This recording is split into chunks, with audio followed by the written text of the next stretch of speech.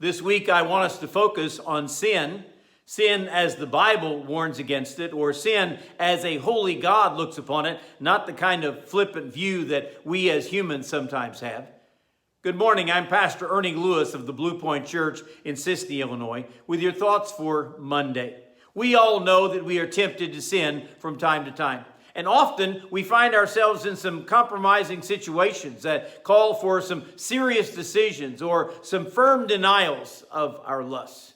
It would seem that some believe that God tempts them or maybe tests us to trick us, maybe even to make us stronger in our beliefs or actions.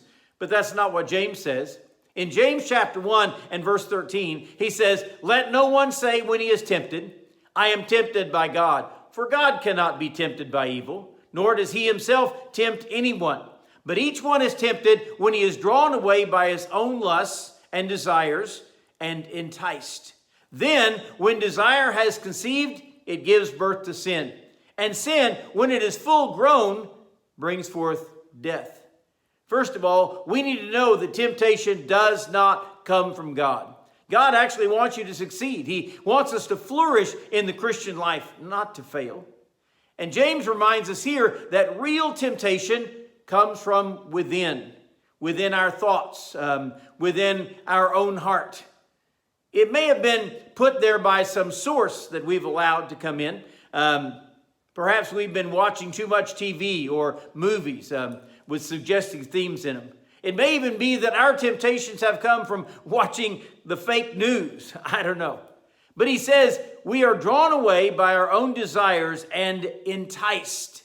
You know, Webster says that word enticed actually can mean attracted or allured, but it can also mean beguiled or even charmed, maybe fascinated by something that is wrong. It would seem that we need to build some barriers to keep us safe. And start by not going to those places where we are most tempted. Whether that place is a place where we go in person, or maybe it's somewhere on our television screen, or even on the internet. We need to stay away from any place that would cause danger and temptation. Then he says, when our desires have conceived, which means that they have formulated in our mind, they've conjured up greater thoughts and actions for our sinful lust to live on.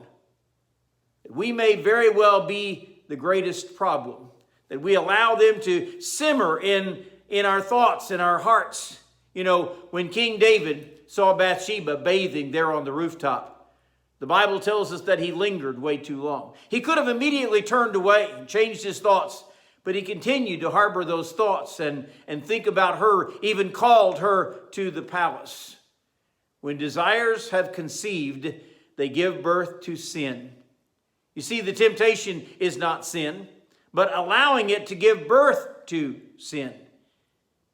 And sin may seem like something that we just dabble in, but it's deadly.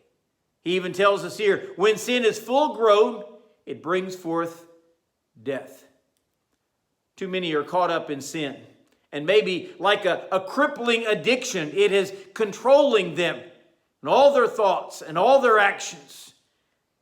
We need to break free from that. We need to watch our desires and keep ourselves in check because we know the danger of sin in a person's life.